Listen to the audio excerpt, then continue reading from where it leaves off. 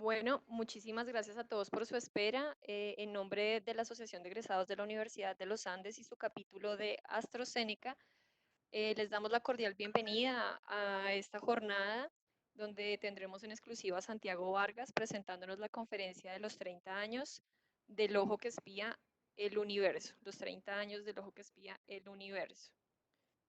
Santiago Vargas Domínguez es físico de la Universidad de los Andes, es Master Science y PhD en astrofísica del Instituto de Astrofísica de Canarias y experiencia postdoctoral en el Dutch Open Telescope de la Universidad de Utrecht, en Holanda. Adicionalmente, cuenta con cerca de 40 publicaciones científicas en revistas de alto impacto con más de 700 citaciones, columnista del diario El Tiempo y asesor científico del Planetario de Bogotá. En este momento los voy a dejar con Santiago Vargas para el inicio de la conferencia. Les quiero comentar cómo va a funcionar la metodología. En este momento Santiago va a poder tener interacción con todas las personas que nos escuchan y que se encuentran conectados por medio del chat. Agradezco que cualquier pregunta que tengan en el trayecto de la conferencia, por favor escriban en los comentarios que él los estará respondiendo. Muchísimas gracias a todos. Feliz tarde. Los dejo con Santiago. Buenas tardes, muchas gracias, Vivian. Lo primero es saber si me están escuchando bien, así que espero el mensajito de Vivian para saber si me están escuchando bien todos. Pues aprovechar para saludarlos, Ok, muy bien. Saludarlos y bueno, agradecerles por la invitación y compartir con ustedes este rato para hablar un poco de ese gran instrumento que seguramente todos conocemos de alguna u otra manera y que en muchos casos nos ha hecho apasionarnos mucho más por el estudio del universo. Esta semana se cumplen los 30 años del lanzamiento del telescopio espacial Hubble y por eso entonces queremos hacer esta conferencia como una especie de homenaje, pero también para que mucha más gente sepa cuál es el triunfo de este instrumento puesto en el espacio hace 30 años, cómo fueron sus orígenes, cuál es la importancia de tener un telescopio espacial y finalmente dar una pincelada sobre qué va a suceder cuando el Hubble en algún momento deje de funcionar, qué nos espera en la exploración del espacio con nuevos instrumentos que van a ser pues la nueva generación de instrumentos espaciales. Bueno, lo primero que quiero mencionar es el hecho de que cuando hablamos de extraterrestres, pues muchas veces uno lo relaciona con aliens, no personas, sino con seres que viven en otra parte realmente extraterrestres, todo lo que esté fuera de la Tierra, ya sea de naturaleza artificial, como en el caso del telescopio espacial, o otro tipo de naturaleza. Entonces, para mí el telescopio espacial pues es un extraterrestre y probablemente sea el extraterrestre más famoso del cual tenemos noticia sin que muchos lo sepamos. Así entonces vamos a comenzar esta conferencia hablando también de cuál es la importancia de observar el universo fuera de la Tierra. Esto que para algunos puede parecer obvio, durante miles de años no lo fue. Y justamente eso hizo que hace alrededor de 100 años empezáramos a pensar en la idea de salir al espacio y empezar a observar el universo desde fuera. Aquí hay una pincelada también a algunas de las imágenes espectaculares que ha tomado el Hubble, simplemente para darles una idea de la variedad de objetos en el espacio que uno puede encontrarse. Aquí vemos planetas, supernovas, galaxias, colisiones de galaxias, nebulosas planetarias. Aquí están algunas, muy pocas imágenes que ha tomado el telescopio espacial Hubble, de sus millones de imágenes que a lo largo de esta conferencia vamos a profundizar un poco más en qué descubrimientos ha hecho el Hubble en estos 30 años, cuáles han sido las cosas más importantes que ha hecho. Bueno, esta frase me encanta porque muestra un poco en la historia de la astronomía, como en la historia de muchas otras cosas, no siempre han habido triunfos. Para que existan esos triunfos, en el caso de la conquista del espacio, tienen que haber también momentos muy complicados. Y la historia del Hubble no es ajena a esas complicaciones.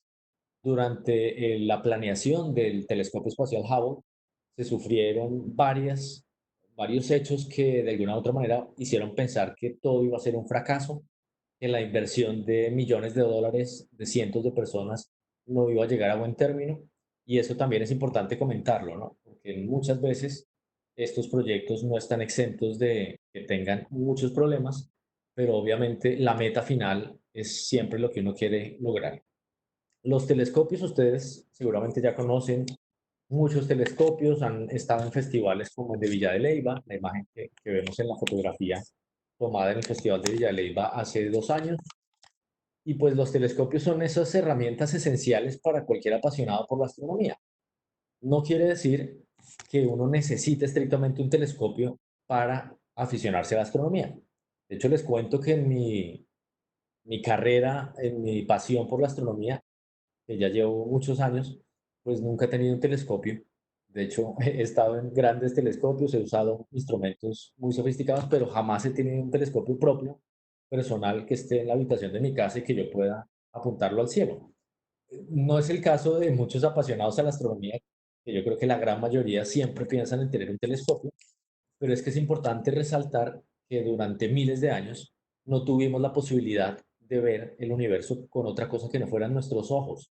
Y por eso no podemos subestimar el valor de nuestros ojos, que nos hacen ver cosas maravillosas en el firmamento y que muchas veces el telescopio no es capaz de darnos esa visión global del firmamento. Entonces siempre entre los astrónomos aficionados pues existe esa idea de que antes de tener un telescopio, lo mejor es salir a observar el firmamento a simple vista y poco a poco ir reconociendo más y más objetos y cuando ya la vista se nos quede corta, empezar a utilizar telescopios. Y justo antes, de hecho, lo mejor es empezar con unos binóculos, unos buenos binóculos y después sí el telescopio. Pero bueno, estos instrumentos que vemos, el telescopio que estamos viendo en la imagen, es un típico telescopio de aficionado. En este caso se mueve manualmente y obviamente estos telescopios pues están en todas las partes del mundo, los venden ya de manera comercial y mucha gente aprovecha pues para hacer observaciones astronómicas. Y siempre hay otra pregunta que a nosotros nos hacen y es ¿qué telescopio comprar? Entonces la recomendación pues tiene que ver mucho con el precio del telescopio obviamente, pero lo más importante para un telescopio es recoger luz.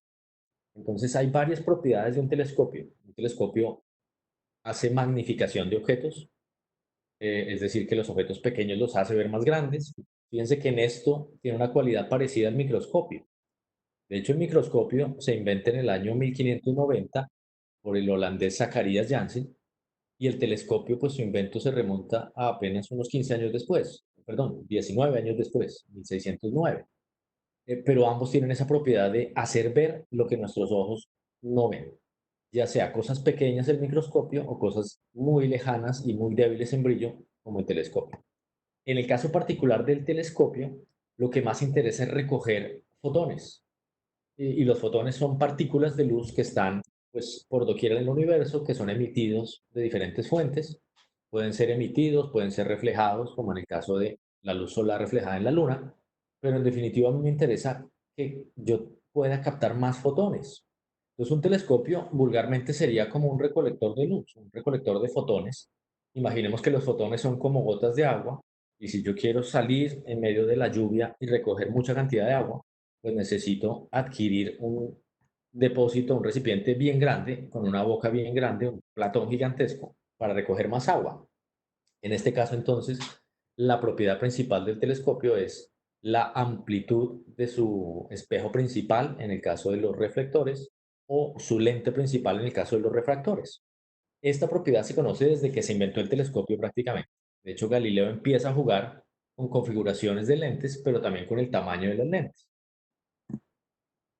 Y claro, si yo quiero recoger más fotones, pues algo importantísimo también en astronomía es saber cómo esos fotones se forman. Aquí vemos una imagen de una representación de fotones que salen del interior solar. En el caso del Sol, pues fíjense que hay millones y millones de fotones saliendo del Sol en cada instante y en cada pedacito del Sol.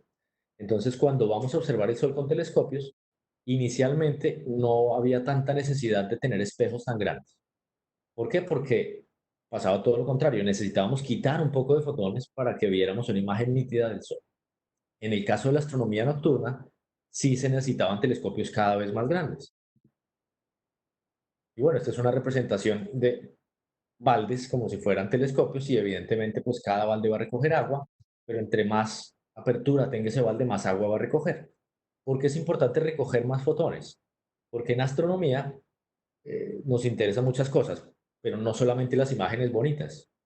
En astronomía nos interesa sacar información de esos fotones.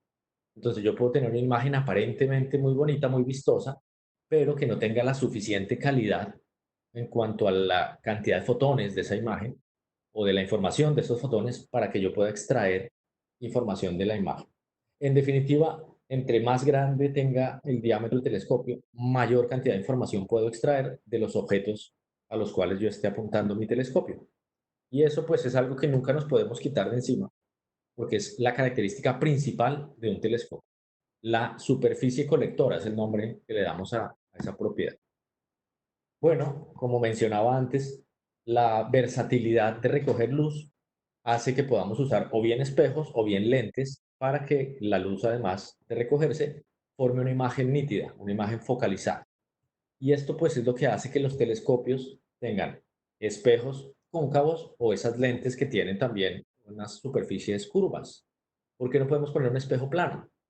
Pues porque un espejo plano lo que va a hacer es que toda la imagen que llega, toda la luz que llega, pues simplemente se va o se devuelve en todas las direcciones y no es capaz de formar una imagen como la del objeto que estamos viendo. Entonces es importante esa curvatura de los espejos o de las lentes para que la imagen sea nítida. Entonces, en definitiva, a mayor superficie o área colectora, mejor es un telescopio. Eso es lo primero a tener en cuenta. Significa el diámetro de la lente, o también llamado objetivo, o el diámetro del espejo. Bien, aquí entonces tenemos un diagrama muy sencillo de la anatomía de un telescopio en cuanto a su diagramación de rayos, ¿no? Pues ahí tenemos un lente que es el ocular, está al lado izquierdo, muy cerca al ojo, el lente objetivo que está más lejos y es más grande, y esto es para un telescopio. Si ustedes miran la configuración de un microscopio, es muy parecida. De hecho, también tiene un ocular y un lente objetivo. Hay una diferencia esencial entre el microscopio y el telescopio. La diferencia básica es que un telescopio mantiene el objetivo fijo y cambia el ocular. Entonces yo puedo cambiar ese ocular y puedo obtener imágenes más grandes o más pequeñas. Puedo cambiar la magnificación. Mientras que en el microscopio pasa lo contrario. El ocular es fijo y yo varío es la lente objetivo. Y bueno, obviamente variando estas dos lentes, pues uno puede hacer toda una serie de líneas que son los rayos de luz, llegando de un lado y yendo para el otro. Bueno, abajo entonces vemos también una propiedad que también es importante para los telescopios y es el aumento. ¿Cuántas veces aumenta? Entonces aquí está pues una ecuación, una sencilla ecuación que me describe cómo es el aumento en función de esas distancias. La distancia focal del telescopio y la distancia focal del ocular. Y fíjense entonces que abajo tenemos una observación del planeta Saturno con dos magnificaciones o aumentos, 200 por 50 por. Y fíjense que eso en un telescopio se logra cambiando el ocular, pero puede ser el mismo telescopio, puede ser exactamente el mismo telescopio en cuanto a en cuanto al tamaño de su espejo o lente principal. ¿Cuál es el problema cuando yo empiezo a magnificar y magnificar y magnificar? Pues que hay un momento en el cual la imagen se vuelve muy borrosa o no borrosa, sino pixelada. No se ven imágenes nítidas porque ya excedí el tamaño que yo puedo magnificar con el telescopio que yo compré, es decir, con el tamaño de la lente o el espejo principal. Bueno, miremos aquí algunas imágenes de Júpiter con diferentes aumentos. Obviamente, en algunos casos a mí me interesa aumentar más para ver detalles, como en el caso de Júpiter, para ser capaces de ver detalles internos en la gran mancha roja, pero en otros casos no me interesa tanto magnificar, sino ver el contexto general del objeto al cual estoy estudiando. Bueno, bien, hacemos pues este paréntesis para hablar de Galileo, porque hablar de telescopios sin hablar de Galileo pues sería casi que un crimen. Galileo es el padre de la astronomía observacional moderna, además de ser otras cosas, ¿no? Porque Galileo se considera el primer hombre moderno, una, un estandarte de todas esas ideas del Renacimiento que cambiaron infinidad de paradigmas en la ciencia, en la cultura, en varios ámbitos de la sociedad. Pero bueno, Galileo entonces en 1609 construye sus primeros telescopios por rumores que había escuchado de ese objeto, que era como una especie de catalejo que se usaba más para fines militares. Aquí vemos una representación, bueno, esta no es una representación, este es el telescopio original de Galileo, aunque Galileo hizo muchos telescopios. Entonces, cuando uno habla del telescopio Galileo, está hablando tal vez de la idea de Galileo de apuntar al cielo este instrumento. Pero Galileo diseñó varios telescopios y sus magnificaciones empezaron siendo muy bajitas, de apenas unos 3, 8 magnificaciones, hasta llegar a valores ya más decentes y poder ver detalles en la Luna, detalles en el Sol y detalles en Júpiter. Esta sí es una réplica del telescopio Galileo que se encuentra en el Planetario de Bogotá. Para los que no conozcan, me imagino que todos han ido al Planetario de Bogotá, pero de pronto alguno no ha detallado ese telescopio, que es uno de los telescopios de Galileo. Y bueno, luego viene, pocos años después, el telescopio refractor. Es importante mencionarlo porque la mayoría de telescopios modernos son refractores. No quiere decir que todos. De hecho, yo estuve en un telescopio solar en el año 2004, que era el más grande del mundo, y funcionaba con una lente de 1 metro de diámetro. Entonces todavía se observa al universo a nivel profesional con telescopios refractores, pero no tanto. ¿Qué diferencia tiene este telescopio? ¿Qué mejoras tiene comparado con el de Galileo? Pues Newton, que era muy curioso, se da cuenta de que la observación de ciertos cuerpos, como por ejemplo Venus, que es muy brillante, a través del telescopio galileano, introduce unas imágenes que no son reales, imágenes que principalmente son imágenes de colores alrededor de los objetos. Esto se describe como una aberración óptica y es una aberración cromática, justamente porque se relaciona con el color, con los colores ficticios que introduce este telescopio refractor en las imágenes. Newton, como juega también con lentes, y de hecho él juega con lentes, con prismas, descubre una propiedad de la luz y es que cuando pasa a través de un prisma se abre o se descompone en un arco iris de colores. Entonces Newton explica el efecto de que el telescopio de lentes o refractor afecta a la luz que incide sobre él y descompone los colores y por eso entonces vemos colores ficticios. Y obviamente nadie quiere ver un objeto en el firmamento con unos colores que no son reales, o sea, que son colores generados artificialmente por la lente o descompuestos artificialmente por la lente. Y se idea entonces un telescopio que no tenga lentes sino espejos. Y el espejo pues tiene que ser un espejo curvo también para que logre hacer el efecto de la lente, que es que los rayos converjan, que forme una imagen nítida.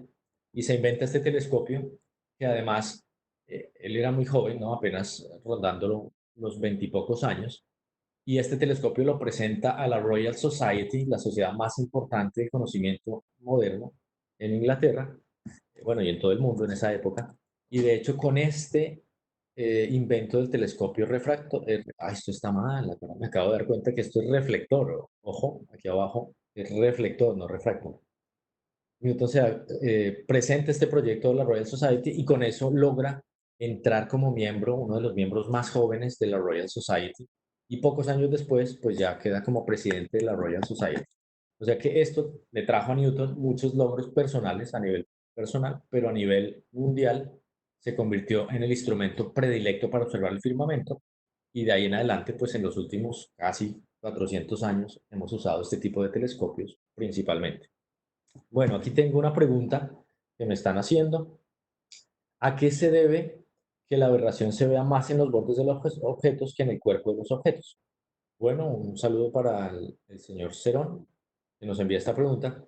Bueno, se debe principalmente a que si yo observo la luna, pues el disco lunar es muy brillante, pero el borde de la luna está justo al lado de algo que es el espacio profundo, que es negro. Es ausencia de luz y eso hace entonces que los colores se perciban bastante bien en ese extremo, en el caso de la luna o de Venus, que es donde yo puedo tener un contraste bueno para identificar esos cambios en brillo. Es decir, la luna en el centro es tan brillante que es muy difícil percibir ese efecto porque además toda la imagen lo que hace es moverse y es como si tuviera una luna verde, una luna azul, una luna roja desplazadas un poquito. Eso lo que hace entonces es que el rojo, el verde y el azul unidos dan blanco, pero en los bordes sí van a haber diferencias y en algún lado hay más verde, en otro hay más rojo, en otro hay más azul. Esa es una razón. Bueno, avanzamos entonces con la idea de que entre más grandes los telescopios, más cantidad de luz va a llegar y por lo tanto puedo ver mejor los objetos y puedo extraer más información de ellos. Y llega este señor William Herschel, ya es finales del siglo XVIII, y construye este megatelescopio de 40 pies. Esto para la época pues es una cosa impresionante. Es un telescopio del tamaño de un edificio, una estructura gigantesca, con todo un sistema mecánico para poder girar toda esa base y apuntar en cualquier ángulo azimut que llamamos para un lado para otro, y también un sistema de poleas y engranajes para poder aumentar el ángulo de inclinación del telescopio y poder observar todo el cielo, todo el firmamento. El telescopio de Herschel, construido principalmente en madera, es una de esas obras de arte de la astronomía. Claro, para la época, pues eso era lo último en tecnología para observar el cielo. Y este telescopio durante muchos años fue el telescopio más grande del mundo. Con este telescopio Herschel logró descubrir muchísimas cosas. Y no solo Herschel, sino su hermana Caroline Herschel, que muchas veces pasa como una gran olvidada, pero observó el cielo muchos años más que su hermano William Herschel porque murió a una edad bastante avanzada. Y ahí pues se dice que los hermanos Herschel lograron descubrir cientos, si no miles, de objetos en el cielo, principalmente nebulosas. Esta es una réplica de ese telescopio. Obviamente se mantuvo toda la idea y la construcción original, pero pues los materiales son más recientes. Pero ustedes se dan cuenta ahí pues que esta gente tenía no solamente un interés teórico por estudiar el cielo, sino también tenía mucha habilidad manual, mucha práctica para trabajar con materiales. Luego entonces otro gran salto vino 100 años después con la construcción de telescopios con materiales mucho más robustos. En este caso ya es un telescopio metálico con un sistema mucho más robusto, en engranajes, y bueno, la óptica obviamente también se iba perfeccionando con los años. Los primeros telescopios, pues la óptica era muy casera. De hecho, en el siglo XVIII, uno de los principales ópticos fue el señor Fraunhofer, y el señor Fraunhofer era un joven porque tenía veintipocos años cuando empezó a construir las mejores lentes de Europa. Murió a la edad de 33 años, pero era muy manual el trabajo, era muy casero. Y luego ya en el siglo XIX, a finales del siglo XIX, pues ya habían empresas dedicadas a la construcción de estas lentes. La más importante sigue siendo la compañía Carl Zeiss, alemana, que es probablemente la mejor óptica actualmente y durante muchos años lo ha sido. Bueno, aquí este telescopio de Yerkes es bastante interesante porque también trajo muchos descubrimientos. Por ahí pasaron los astrónomos más reconocidos de finales del siglo XIX y también físicos, ¿no? Ahí vemos una imagen del señor Albert Einstein, que recuerden, en esa época él estaba pues comenzando sus estudios. Bueno, de hecho la foto no es de 1897, la foto obviamente es ya, Einstein tiene ahí unos 40 años, ya se ha vuelto famoso por la relatividad. Esta foto debe estar tomada hacia el año 1922, 23. Einstein se vuelve muy amigo de los astrónomos porque él está tratando de probar su teoría de la relatividad haciendo la observación de un eclipse total. Entonces se vuelve amigo de muchos astrónomos para poder llevar a cabo esa tarea. Y bueno, este es uno de los más conocidos, el telescopio reflector de Hale de 200 pulgadas. Fíjense que los telescopios norteamericanos, pues el tamaño se mide principalmente en pulgadas. Y este telescopio que yo tengo el honor de conocer, pues es impresionante, ¿no? En la foto ya se ve impresionante, pero en persona es todavía más espectacular. Todo el telescopio se mueve fácilmente, o sea, no necesita como gran cantidad de fuerza para poder rotarlo, porque en la mayoría de estos telescopios la fricción es mínima. Eso quiere decir que el movimiento del telescopio es bastante sencillo. En algunos telescopios, incluso así de grandes, uno puede mover todo el telescopio solamente con una mano y ponerlo a girar y darle la vuelta para apuntar a cualquier parte, en cualquier azimut, cualquier ángulo azimutal. Bueno, pero ¿por qué Hale, como el nombre del telescopio? Porque Hale es uno de esos personajes también importantes en esta historia. Porque el señor George Hale, desde muy pequeño, desde la edad de 8 años, empieza a interesarse por el cielo. Viene de una familia bastante pudiente y empieza a pedirle a su padre telescopios, y compra el padre telescopios, pues obviamente para un niño, pero este niño empieza a hacer cosas fascinantes noche tras noche observando astros con el telescopio y le va pidiendo a su padre que cada vez me pueda comprar un telescopio más grande. Y claro, llega un momento en el cual Hale, ya con unos 16 años, le pide a su padre un mejor telescopio y pues eso ya cuesta mucho dinero. Aquí hay algo importante a tener en cuenta y es que duplicar el tamaño de un telescopio no significa duplicar su costo o su precio. El precio se eleva exponencialmente. Y claro, en ese momento entonces el padre le dice, bueno, pero usted ¿por qué quiere tener un telescopio más grande? Y le pide un escrito donde él cuente cuáles son los objetivos de tener un telescopio más grande, qué cosas puede hacer, qué cosas no podría si no lo tiene. Y esto se convierte en la primera propuesta de observación de un observatorio. En este caso el observatorio pues era el telescopio de Hale, que es lo que hacemos los astrónomos durante los últimos 100 años, pasar propuestas de observación y competir con otras propuestas y al final pues uno obtiene o no el tiempo de observación en los grandes telescopios del mundo. Entonces la primera propuesta es gracias a este señor.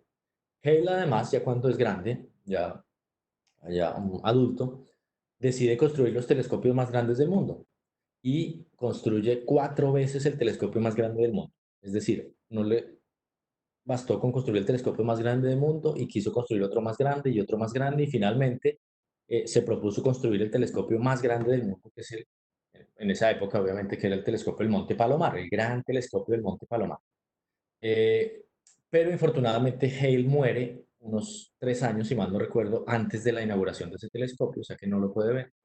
Pero ese telescopio durante 80 años aproximadamente fue el más grande del mundo. Por allí pasaron también los mejores astrónomos del planeta.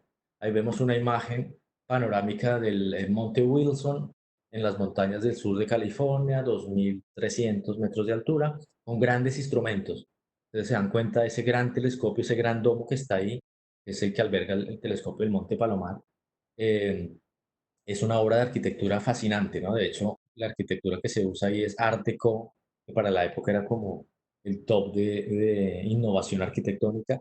A la izquierda vemos una especie de torre como si fuera un tanque de agua. Esa es la torre, esa es una torre solar. Y bueno, ustedes ven regados por esa montaña gran cantidad de telescopios que fueron los más relevantes en la primera mitad del siglo XX. Y bueno, aquí en este telescopio vemos a uno de los protagonistas también de esta historia por el nombre, ¿no? El señor Edwin Hubble es quien le da nombre al telescopio espacial, aunque el nombre del telescopio espacial se da en el año 1983 y Hubble muere en los años 30. Pero bueno, es un reconocimiento al trabajo de este astrónomo que de hecho era un gran deportista, el capitán del equipo de básquetbol de su universidad, él estudió Derecho y luego se fue encarretando con la astronomía, se apasionó por la astronomía y decidió pues que ya quería dedicar su vida a hacer astronomía y hace un doctorado en la Universidad de Chicago. Y allí pues entonces, antes de que pase al siguiente telescopio, allí Edwin Hubble eh, se convierte en uno de los mejores astrónomos observacionales, instrumentales, y finalmente es la persona que descubre cosas fascinantes como por ejemplo que Andrómeda, que era considerada una nube de estrellas de nuestra galaxia, él se da cuenta que es muy distante y que no puede pertenecer a nuestra galaxia, descubriendo así la primera galaxia diferente a la Vía Láctea. Es decir, la astronomía extragaláctica nace con este señor hace 100 años. El telescopio que están viendo en esta imagen, que probablemente no conozca mucha gente, pues resulta que es uno de los más grandes del mundo también, un telescopio de más de 6 metros de diámetro con un espejo monolítico. Eso significa que es un espejo hecho de una sola pieza. Este telescopio no es tan conocido porque nunca funcionó. Su inauguración se hizo en el año 1975, los rusos construyeron este telescopio, pero resulta que el telescopio tiene un espejo tan grande que pesa muchísimo y eso hace entonces que la gravedad deforme al espejo por su propio peso. Al deformar el espejo cambia su configuración y no hace que no cumpla su papel de que los rayos de luz converjan en un punto. Ya no tiene un foco establecido. Y eso hizo que este telescopio pues, fuera una gran vergüenza para la astronomía rusa de finales del siglo, bueno, de la segunda mitad del siglo XIX. Bien, por acá tengo otra pregunta que nos hace Juan Andrés Forero, a quien le envío un saludo. ¿Cuál telescopio es más recomendable para ver los planetas? Por ejemplo, un telescopio reflector. ¿A qué se debe que la aberración se vea más en los bordes de los objetos? Ah, bueno, esta ya la contesté. Bueno, un telescopio recomendable es para ver planetas. Bueno, este sería casi que tema de otra conferencia donde se hable de telescopios. Hay gran cantidad y gran versatilidad de telescopios. Mi recomendación siempre es para alguien que quiera tomar fotografías planetarias, pues idealmente tener un telescopio robotizado, ¿no? Un telescopio que pueda corregir el movimiento de rotación de la Tierra y por lo tanto puede apuntar siempre en la misma dirección, porque una fotografía, una astrofotografía requiere que tengamos un tiempo de exposición de algunos segundos. Y si no lo tenemos, pues lo que vamos a ver es un manchón, una raya, en vez de un puntico, que puede ser o bien una estrella o bien un planeta. Y esos telescopios, pues hay una gran variedad. La marca más conocida para todos los astrónomos aficionados es Celestron. También están los Smith, que son un poco menos conocidos, menos comerciales, pero un telescopio Celestron, un Nexstar, por ejemplo, es un telescopio bastante robusto, bastante económico comparado con otros y que se le puede dar un buen uso, o sea, tiene unas excelentes prestaciones. Bueno, seguimos avanzando entonces con telescopios cada vez más grandes. El telescopio que les mostré antes, voy a volver a él, es el límite de un telescopio construido así a nivel, digamos que profesional, con un espejo monolítico. Es decir, el telescopio del Monte Palomar es casi que el telescopio más grande que puede funcionar bien con un espejo monolítico. Y luego se construyeron pues telescopios un poquito más grandes, pero obviamente mejoraron las técnicas del espejo principal. Es decir, una cosa es coger un pedazo de metal, pulirlo hasta tener un telescopio, obviamente pulirlo y darle su forma para tener un telescopio. Y otra es tener una superficie que se ha hecho depositando material vaporizado, como puede ser aluminio. Eso significa que si yo tengo una superficie muy delgadita de vapor de aluminio o de otros elementos, pues puedo hacer que el telescopio no pese tanto. Y con eso puedo hacer que el tamaño sea más grande. Y esas fueron las técnicas que hicieron que se pudieran hacer telescopios un poquito más grandes utilizando espejos muy, muy delgados. Aquí vemos el telescopio Subaru de los japoneses instalado en Hawái, que es uno de esos sitios ideales para poner telescopios, dada la limpieza de su atmósfera. Y el otro gran telescopio, que es del año 2007, yo tuve la fortuna también de estar allí en Canarias cuando se inauguró este telescopio y de estar durante casi 5 años en toda la fase final de construcción. El telescopio de Canarias actualmente es el telescopio más grande del mundo, pero ya no tiene un espejo monolítico, sino tiene una serie, una configuración de espejos hexagonales, formando un gran rompecabezas. Ahí vemos su espejo principal y ustedes se dan cuenta que no tiene esa forma circular, pero lo que se hace es unir espejos hexagonales de 1.8 metros de diámetro cada uno, 36 espejos, formando un rompecabezas para que al final todos unidos puedan hacer el efecto de un telescopio de 10.1 metros de diámetro. 10.1 metros. Ese es el más grande del mundo, compite con los telescopios Keck, que son dos telescopios gemelos que están en Hawái, pero la diferencia es como de 20-30 centímetros entre ambos instrumentos. Entonces, este telescopio lleva ya más de 10 años con, esa, con ese récord de ser el telescopio más grande del mundo. Y la nueva generación de telescopios, que ya lleva unos 10 años siendo planeada, son los telescopios extremadamente grandes, como el ELT, telescopios de más de 30 metros. De hecho, se pensaba tener telescopios de incluso 100 metros, pero esa idea ya está un poco descartada. Ahora se espera tener telescopios de 30 metros como paso previo. Pero bueno, todo lo que hemos visto de telescopios se limita a la Tierra. ¿Cuándo empezamos a tener telescopios en el espacio? Porque hoy en día tenemos una batería gigantesca de telescopios en el espacio. Pues bueno, los primeros telescopios espaciales se remontan a finales de los años 40 del siglo pasado. ¿Por qué en ese momento? Pues porque en ese momento, ya terminada la Segunda Guerra Mundial, se empezaron a utilizar esos cohetes, principalmente esos cohetes B-2 de los nazis, para enviar telescopios a alturas más y más y más grandes. ¿Cuál era la intencionalidad? Pues ya se sabía en ese momento que la atmósfera tenía un efecto terrible sobre las imágenes.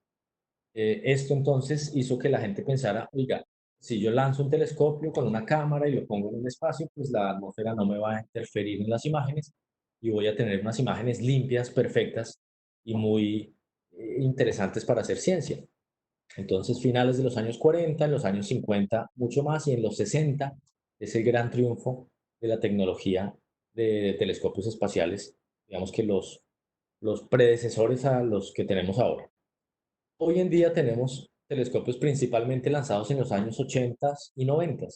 Aquí está el telescopio Fermi, Swift, el NuSTAR es mucho más reciente, es de hace apenas unos 2 años.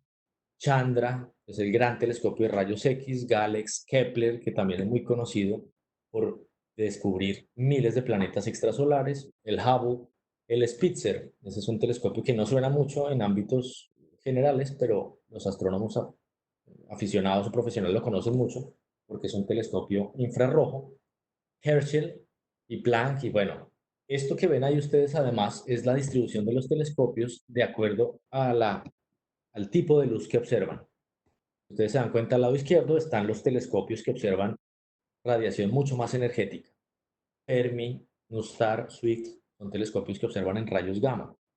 Estos telescopios, de hecho, no tienen la configuración de un telescopio normal, o sea, no tienen un espejo cóncavo normal o una lente, sino tienen otro mecanismo para que esa radiación pueda captarse y pueda dirigirse hacia la cámara. En el ultravioleta tenemos a Galex. Kepler está en el límite entre el visible y el ultravioleta.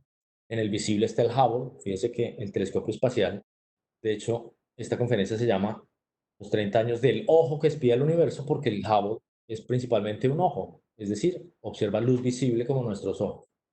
Luego tenemos al Spitzer, que tiene una componente del visible ya muy cerca al infrarrojo. Y así entonces ustedes se dan cuenta que cada telescopio tiene una finalidad y no hay un telescopio que observe todo. Eso sería casi que impensable, construir un instrumento que pueda observar absolutamente todo. Digamos que no sería lo más eficiente. Lo más eficiente es tener instrumentos especializados en cada tipo de radiación. Y también abajo tenemos telescopios en tierra que principalmente están en el visible. Entonces, en tierra no hay ningún telescopio que observe el rango que va del ultravioleta hacia allá, muy poquitos. De hecho, ahí hay uno que es el GES que ven ahí, pero prácticamente está completamente desierto el rango ultravioleta, rayos X y rayos gamma en tierra. Eso tiene una razón de ser y es que la atmósfera de la Tierra detiene la mayor parte de esa radiación. Entonces, la única forma de poder captar la radiación del universo en esos tipos de luz es saliendo a la atmósfera, saliendo de la atmósfera. Y por acá sí tenemos un montón de telescopios en Tierra en el rango infrarrojo, principalmente microondas y ondas de radio, porque ese tipo de ondas sí atraviesa la atmósfera sin ningún problema. Bueno, entonces ahora sí entrando en materia, vamos a ver esta imagen de el gran telescopio espacial. Y bueno, mientras van rodando estas imágenes, pues les cuento que el Hubble tuvo un comienzo que se remonta a finales del siglo XIX, comienzos del siglo XX. Entonces, es el primer telescopio óptico en el espacio. Eso sí, digamos que es algo que se le reconoce al Hubble. Y entre otras cosas, por esta mujer que se llamaba Nancy Roman, una de las astrónomas más importantes en el desarrollo del telescopio espacial. Esta mujer murió apenas hace un año y medio, con 93 años, y ella fue la madre del telescopio espacial, la madre del Hubble, porque es la principal diseñadora de este telescopio. Aquí la vemos en la NASA en esos momentos, en los años 60, cuando ella fue la líder del equipo que diseñó el telescopio espacial. Y bueno, me gusta mostrar esta imagen porque es de una colección de Lego de mujeres de la NASA, y ahí pues tenemos a grandes mujeres, entre ellas está Nancy Roman ahí con el telescopio espacial, seguramente otras que ustedes reconocen como Margaret Hamilton a la izquierda, que fue la que hizo parte de los códigos que nos llevaron en las misiones Apolo a la Luna. Y bueno, astronautas, esta Sally Ride, que fue la primera astronauta norteamericana a la derecha, y la primera astronauta afroamericana también. Bueno, bien, entonces, detalles del telescopio espacial. Pues un detalle que sorprendió a mucha gente y por eso el telescopio tuvo tantas trabas, es que es muy costoso. Cuesta 20 veces más que un telescopio de las mismas características que estuviera en tierra. Eso significa entonces que mucha gente veía como un gasto innecesario lanzar un telescopio al espacio cuando con ese dinero podían construirse 20 telescopios con las mismas prestaciones en la Tierra. Y por eso entonces habían unos soñadores que lucharon para llamar la atención de la importancia de tener uno en el espacio y no 20 en la Tierra. Entre ellos estaba uno de los padres de la astronáutica, que es un astrónomo y matemático austriaco de nombre Hermann Oberth. Este señor, físico también, eh, publicó gran cantidad de notas, pero entre ellas estaba un libro que se llamó El cohete en el espacio interplanetario. Entonces, si los norteamericanos tenían al señor Robert Goddard, que fue el gran padre de la cohetería norteamericana, pues probablemente este sea el gran padre de la cohetería europea, porque él dio como los lineamientos de cómo sería un viaje interplanetario utilizando un cohete. Y hablando de todo, ¿no? De las características técnicas, de la propulsión, etcétera, etcétera. Y entre otras cosas, pues él mencionaba el hecho de que con ese cohete se podía poner en órbita un instrumento para observar el cielo, es decir, un telescopio como el Hubble.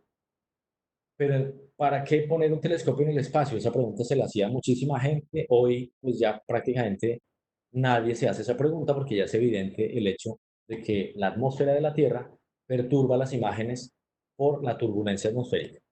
Y esa turbulencia hace que perdamos completamente la calidad de la información que nos llega.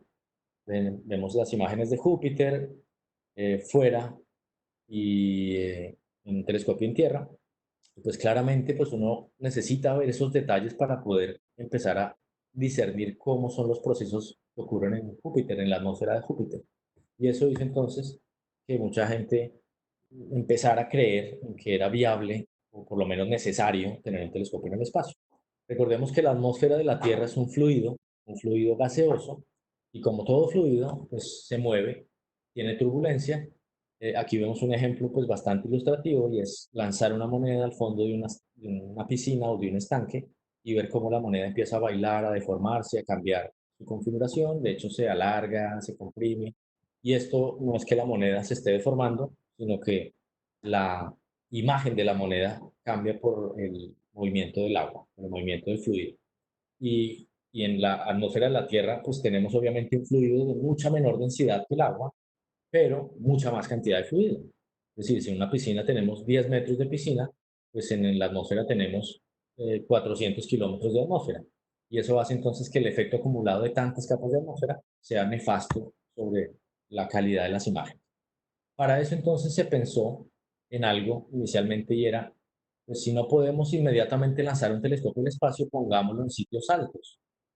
Esta idea también casi que es completamente conocida por todos hoy en día, pero en esa época no. Y para no ir muy lejos, pues no sé si ustedes se han preguntado por qué en las grandes capitales europeas había telescopios, ¿no? En Londres, en París, en Bruselas, bueno, casi que en todas esas principales ciudades de Europa que están a muy baja altura, había telescopios. Y eso es porque la gente no sabía que la atmósfera afectaba las imágenes y entonces no tenía sentido irse a montañas altas porque era mucho más difícil acceder a esos sitios altos. Esto entonces fue una idea de los años 40, los años 50, pues empecemos a ir a montañas cada vez más altas y de hecho por esa época se remontan los primeros proyectos de construir observatorios en Hawái, en Canarias, y los de Chile son más o menos de los años 60, 70, las ideas de construir observatorios en montañas altas donde el nivel del mar, que llamamos el nivel de nubes o el mar de nubes, está por debajo de nuestros pies. Aquí vemos un telescopio que se encuentra en las Islas Canarias, en el Observatorio Roque de los Muchachos, que está a 2.600 metros, es decir, la misma altura de Bogotá, pero ustedes en Bogotá jamás han visto las nubes así bajo sus pies. Y eso se debe a que el nivel de inversión de la presión debido a que el agua está muy cerca, fíjense que esto es una isla, ¿no?, rodeada de agua, eso hace que el nivel de las nubes baje, el nivel de condensación de las nubes baje, y ustedes estén casi siempre por encima de las nubes, aunque la altura sea apenas de 2.600 metros. Bueno, por esa época entonces se empezó a concretar, al menos de forma académica o teórica la idea de que subir a las montañas está bien, pero una montaña está evitando apenas 2 o 3 kilómetros de atmósfera y nos quedan por encima otros 300 y pico kilómetros de atmósfera. Entonces, lo mejor es construir un telescopio en el espacio o lanzarlo al espacio. Bueno, aprovecho aquí, me están preguntando, don Gonzalo Vargas, nos pregunta, ¿Atacama en Chile qué función cumple? Bueno, Atacama pues, es uno de esos sitios en los cuales la altura es bastante importante. Es uno de los observatorios más altos del mundo. En Chile tenemos telescopios a 4.000, a un poquito más de 4.000 metros, es decir, los puntos más altos en el planeta para observar. Y Atacama pues es un lugar alto y también muy cerca al mar. Porque claro, tenemos ahí el borde de Chile, que además es un país bien delgadito, y eso es casi como si estuviéramos en una isla. Está rodeado, no rodeado, pero muy cerca del agua y ocurre el mismo fenómeno. La formación de las nubes se da a alturas que no superan los 3.000 metros y por eso entonces es ideal para hacer observaciones. Además, la humedad es muy baja y eso hace entonces que podamos observar en ciertos tipos de luz de mejor forma. Bueno, ¿cuándo entonces en la historia del telescopio espacial Hubble, cuando ya hay como un interés real, un interés científico real? Pues se lo debemos a este señor. En el año 1946, el señor Lyman Spitzer, cuyo nombre Spitzer le recuerda el telescopio Spitzer, justamente porque se le hizo un homenaje a este señor, digamos que pensó y además teorizó y desarrolló la idea de poner un telescopio extraterrestre o un observatorio extraterrestre por sus ventajas astronómicas. Entonces, todo lo que les he contado de la turbulencia atmosférica, el efecto que tiene, todo eso era lo que él describía en este artículo, que se convierte probablemente en el primer artículo científico donde se da una idea de qué podríamos hacer con un telescopio puesto fuera de la Tierra. Aquí vemos al señor Spitzer. Y pasaron pues casi, bueno, más de 20 años hasta que realmente la NASA le da luz verde al proyecto. Entonces aquí ya estamos hablando de un antes y un después. Antes era la teoría, el deseo, el ideal, y después pues ya hay un interés y por lo menos como una decisión de crear ese proyecto para construir un telescopio espacial que fuera lanzado en el 1979. O sea, ellos esperaban que en una década tendrían listo el telescopio para lanzarlo pues mucho antes de terminarse el milenio. La NASA, entre otras cosas, pues recuerden que es del año 1958, o sea, la NASA tenía 10 años, ya era una entidad estructurada, ya se había superado todo el tema de cuál era el primero en poner un ser humano en el espacio. De todas maneras, el tema del viaje a la Luna también era uno de los temas principales de NASA en esa época, pero ya digamos que el presupuesto estaba destinado a otras cosas, ¿no? El presupuesto del viaje a la Luna pues ya se había dado desde comienzos de la década de los 60 y aquí tenía que pensar en un nuevo gran proyecto de larga envergadura, de gran envergadura. Pero bueno, eso era el ideal también porque evidentemente al cambiar el gobierno, al cambiar las condiciones de los países, pues los presupuestos cambian y los fondos fueron aprobados mucho después, hasta el año 1978. Y aquí el retraso del telescopio espacial ya fue considerable, de casi 10 años. Y en 1983 se le da nombre al telescopio como Telescopio Espacial Hubble, en honor al señor Edwin Hubble. Se empieza la construcción del telescopio, lo más importante es el espejo principal, es el que tiene que hacerse con mucho más detalle, con mucho más empeño. El presupuesto del telescopio también, gran parte se debe al espejo principal, porque las técnicas, como les dije antes, tienen que ser muy sofisticadas para que sea un recubrimiento muy delgado, muy liviano y que además aguante las condiciones del espacio. Estamos hablando de temperaturas extremas por arriba y por abajo. Estamos hablando de la exposición a partículas provenientes del Sol, a rayos cósmicos, etcétera, etcétera. Y eso va degradando el material. Y claro, cuando yo tengo un telescopio en el espacio, pues es muy difícil ir a cambiar cosas, aunque como veremos más adelante, varias veces misiones espaciales fueron a cambiar instrumentos. Este es el espejo ya casi terminado, esto es a finales de los años 80. Y bueno, algo importante en el telescopio espacial no era solamente el espejo, sino una gran diferencia con los telescopios en tierra, es que en el espacio yo no puedo ir a cambiar el rollo fotográfico. En tierra, pues las imágenes se tomaban con grandes placas fotográficas, primero eran láminas de vidrio, luego fue papel fotográfico, y esta era la fotografía análoga, existía desde mediados del siglo XIX. O sea, durante más de 100 años, los astrónomos utilizaban fotografía análoga y simplemente iban con sus rollos, tomaban su fotografía y se la llevaban a su laboratorio para analizar la imagen. Cuando surgió la idea de un telescopio en el espacio, muchas de las críticas iban en esa dirección. ¿Cómo van a hacer cuando se acabe el rollo y toca ir a cambiarlo y a poner un nuevo? Entonces ahí surge esa idea de cómo optimizamos el sistema de adquisición de imágenes, y surgió entonces el desarrollo de la CCD. La CCD pues es el sistema de cámara digital que hoy utilizamos en nuestros celulares, en la cámara que me están viendo ustedes ahorita, y eso, pues, en parte fue debido al telescopio espacial. O sea, gracias al telescopio espacial tenemos todo este desarrollo tan interesante de adquisición de imágenes. Y eso, pues, es tecnología de los años 70. Entonces, aquí vemos ya algunos chips modernos. El nombre que nosotros usamos vulgarmente es chip en astronomía para este tipo de dispositivos. Y lo que hace un chip, pues, es nuevamente recoger agua. No recoger agua, sino recoger fotones. Entonces ahí vemos un sistema por el cual los fotones van cayendo en cada píxel y después se van recogiendo y se van llevando a un sitio por donde toda la información se descarga. Y esto lo hace la cámara cada vez que nosotros tomamos una fotografía con nuestro teléfono celular, pues hay un sistema que hace que cada chip se lea y toda esa información se recoge y se envía a otra parte, ¿no? Aquí vemos el telescopio espacial con el sitio donde estaban montadas las cámaras principales. Bueno, características del Hubble. Pues es importante mencionar que es un instrumento enorme, una altura de más de 13 metros, un diámetro de casi 3 metros, solamente el tubo principal, un peso de más de 11 toneladas. A pensar en poner esto tan grande en el espacio, pues es una tarea bastante compleja que mucha gente pensaría que es imposible, pero se logró. Finalmente estaba todo listo, y el lanzamiento se pronosticaba para el 28 de enero de 1986. Ah, no, perdón. El lanzamiento se planeaba para finales de los años 80, hasta que ocurrió algo el 28 de enero de 1986. ¿Qué fue lo que sucedió? Pues el desastre del transbordador espacial Challenger.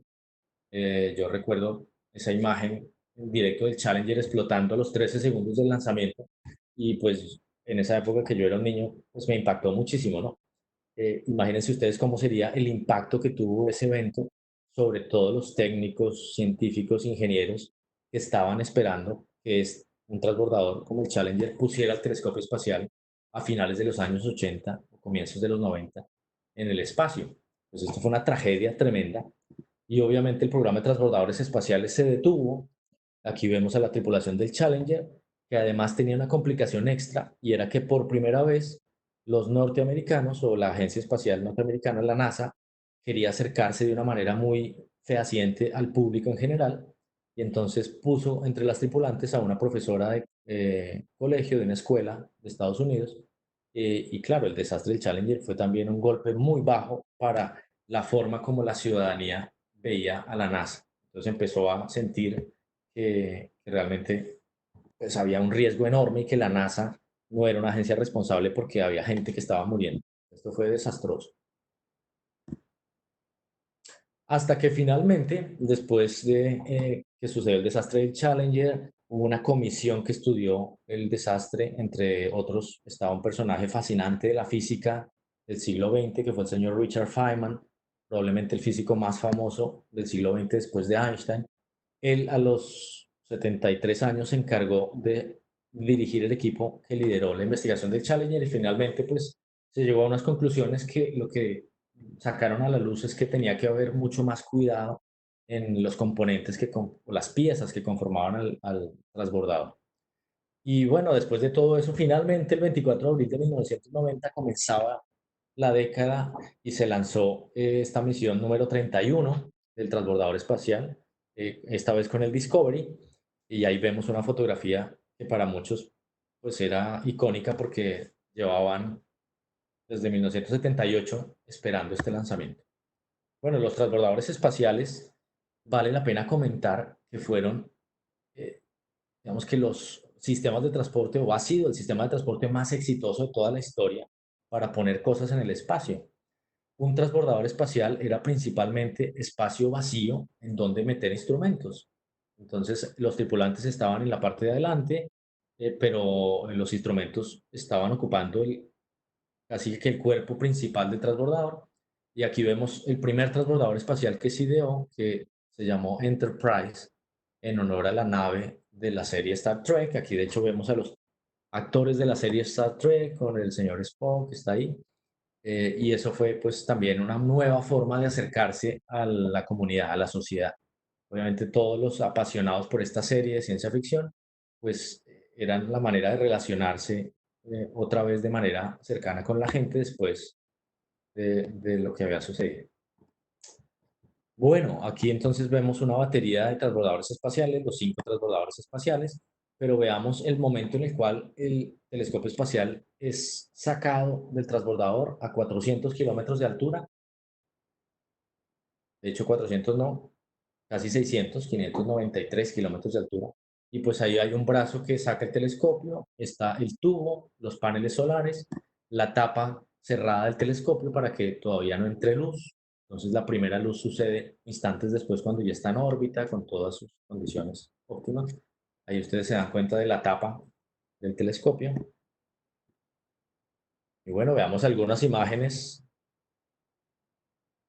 de ese lanzamiento o esa puesta en órbita del telescopio espacial en el año 1990, hace 30 años.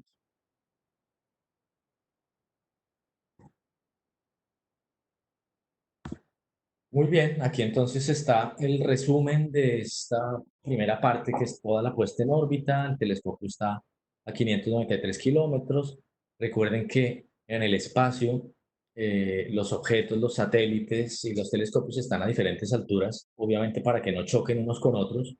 Lo mismo que pasa en el espacio aéreo con los aviones, pues cada uno tiene su trayectoria, su altitud, su ruta. La Estación Espacial Internacional, construida años después, se planeó para tener una órbita mucho más baja, de apenas 400 kilómetros.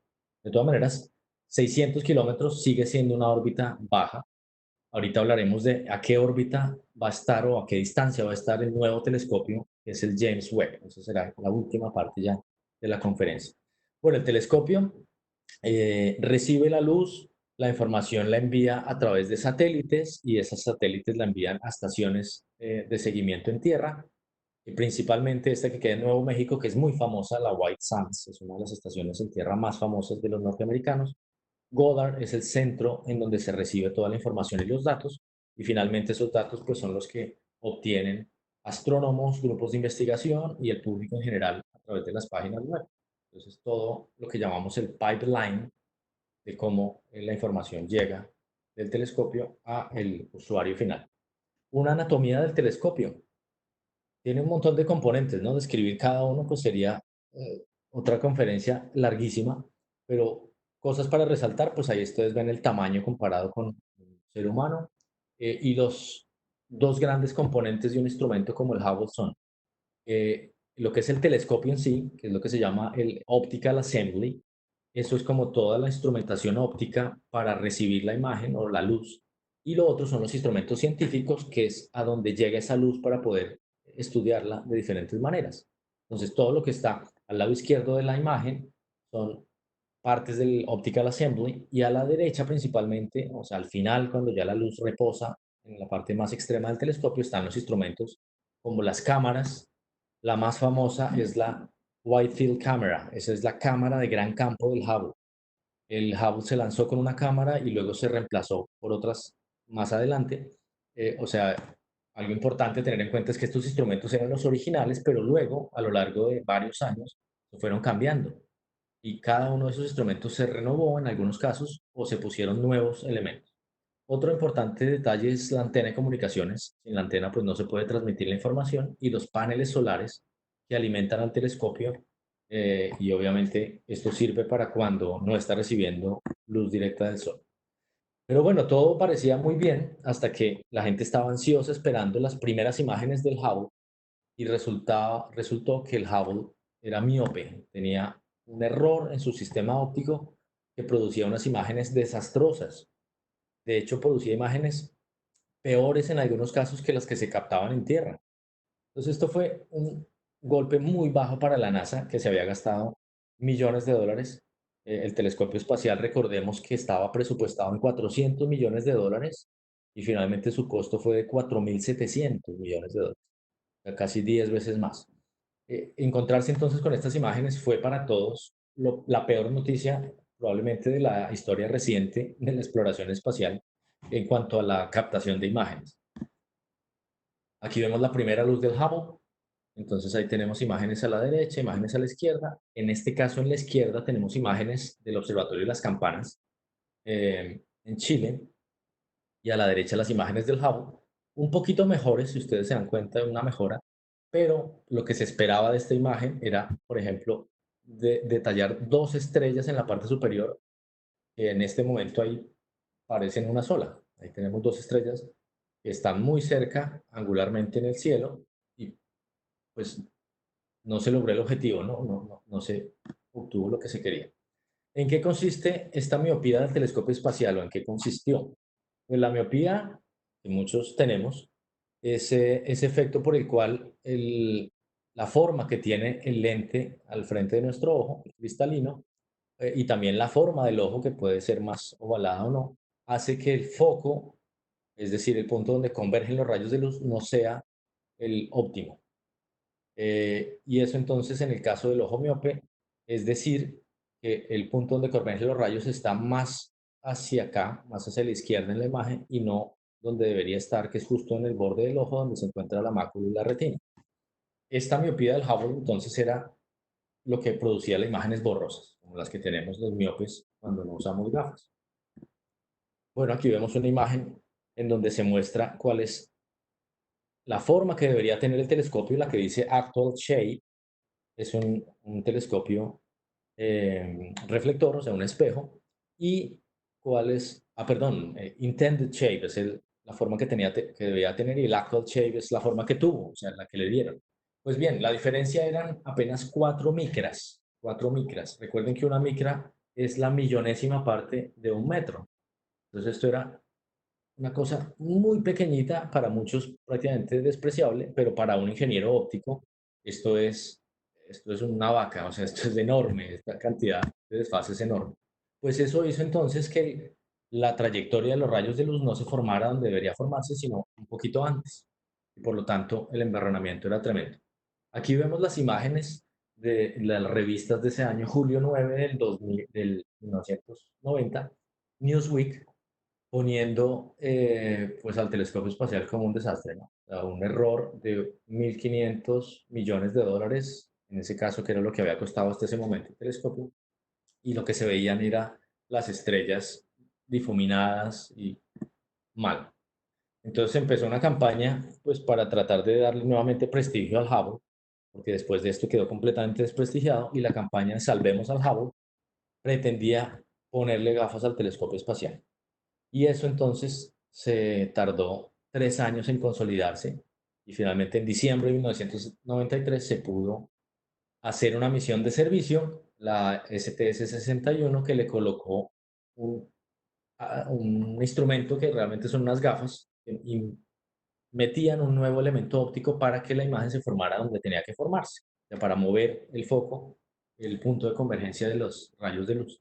Claro, durante esos 3 años, pues, habían cientos de científicos encargados de, ahora sí, saber que estaban seguros de que no iba a fallar absolutamente nada, porque imagínense ustedes, donde hubieran tenido otro error, pues eso ya era imperdonable, hubiera sido seguramente el fin de la misión del telescopio espacial.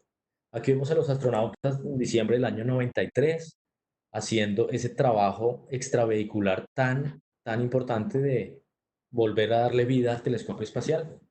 Y bueno, finalmente se consiguió el resultado.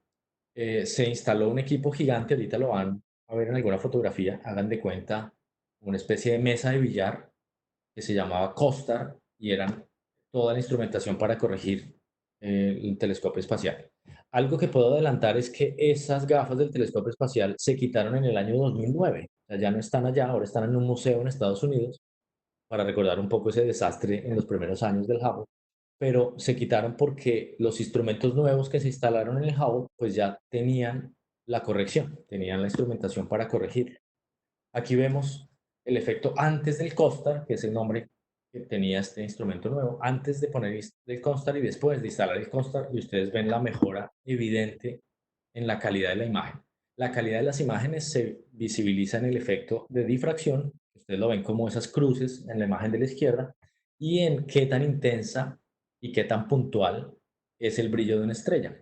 Entonces, entre más puntual sea ese brillo de la estrella, pues mucho mejor es el telescopio. Esto si lo llevamos a imágenes más amplias como imágenes de galaxias, pues evidencia la mejora en la calidad de las imágenes y esto lo que permite en últimas, en definitiva, es descubrir cosas nuevas en la forma de las galaxias, en los objetos que hay dentro de las galaxias, para el caso de las galaxias, pero para muchas otras cosas, pues era vital tener imágenes nítidas de alta resolución. Aquí vemos la comparación de imágenes del telescopio Subaru en Hawái de 8 metros y el telescopio espacial de apenas 2.4 metros.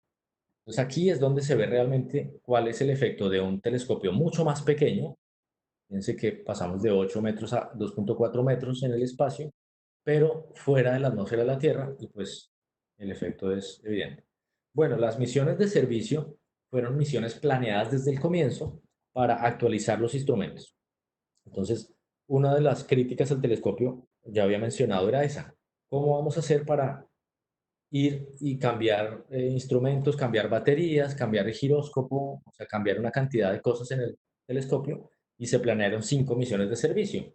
De hecho, la primera misión de servicio fue la que corrigió el problema con el telescopio, con el espejo primario, y luego las siguientes misiones actualizaron varias cosas. Una de las actualizaciones claves fue cambiar la cámara. La cámara principal, la que se llama WFC, cámara de gran campo, también tuvo algunos problemas y bueno, duró muy poco y la cambiaron en el telescopio espacial. Y a partir de ahí, pues las imágenes que tenemos ahora del telescopio espacial son de esa Wide Field Camera 2, de la segunda generación de esa cámara. Y bueno, los giróscopos se cambiaron, las baterías, y la última actualización del Hubble es del año 2009. O sea, ya llevamos 10 años en que no tocamos absolutamente para nada el Hubble. Y en la última actualización, entre otras cosas, se cambiaron pues, las baterías y se instaló algo que es como una especie de gancho, una cosa que no tiene el telescopio, que es como una agarradera. Esto porque desde ese momento ya se sabe que el telescopio espacial no va a tener más misiones de servicio y la última que se va a ser para engancharlo y arrastrarlo y traérselo a la Tierra o mirar a ver qué hacemos con él al introducirlo por la atmósfera, que se deshagan sus componentes, etcétera. Entonces ya no hay más misiones de servicio para el Hubble. Ahorita les contaré qué va a pasar con el Hubble cuando se espera que termine su vida útil. Lo que les puedo adelantar es que el telescopio no estaba pensado para durar 30 años. Esto ha sido una sorpresa para todo el mundo y es uno de los instrumentos que más resultado le ha dado a la NASA en calidad-precio, ¿no? Bueno, pese a todos los inconvenientes que tuvo al comienzo. Bueno, la información que recoge el telescopio en imágenes es enorme, ¿no? Está en el orden de lo que llamamos Big Data, terabytes, petabytes de información y estudios científicos, pues hay más de 10.000 estudios científicos utilizando imágenes o datos del Hubble, muchos de ellos nuevos descubrimientos de objetos, de procesos en el universo, etc. Vayamos rápidamente por algunos de ellos. En ese recorrido desde 1990, lo primero que se observó fue, o de los primeros objetos fue Plutón. Siempre desde el descubrimiento de Plutón en los años 30, pues siempre ha habido dudas sobre cómo es Plutón, porque se ve como un puntico insignificante en una placa fotográfica o en una cámara digital. Y aquí entonces vemos imágenes que por primera vez descubren a ese compañero de Plutón que se llama Caronte. Plutón y Caronte giran como un sistema binario y hoy por hoy pues ya se han descubierto que tienen más objetos alrededor, pero en ese momento era clave entender cómo estaba funcionando Plutón con su hermana, era Caronte. En el año 93, bueno, aquí vemos imágenes del el famoso cometa Shoemaker-Levy 9. Y aquí vemos entonces algo que tampoco se había visto antes y es la fragmentación cometaria. De hecho, ahora acabo de ver una imagen del telescopio espacial Hubble que tomó una fotografía del cometa Atlas, que está por estos días muy cerca, y es una imagen muy parecida. Si la pueden ver ahorita al terminar mi conferencia, es los fragmentos del cometa Atlas observados por el Hubble esta semana. Bien, avancemos. Centro de la galaxia M100.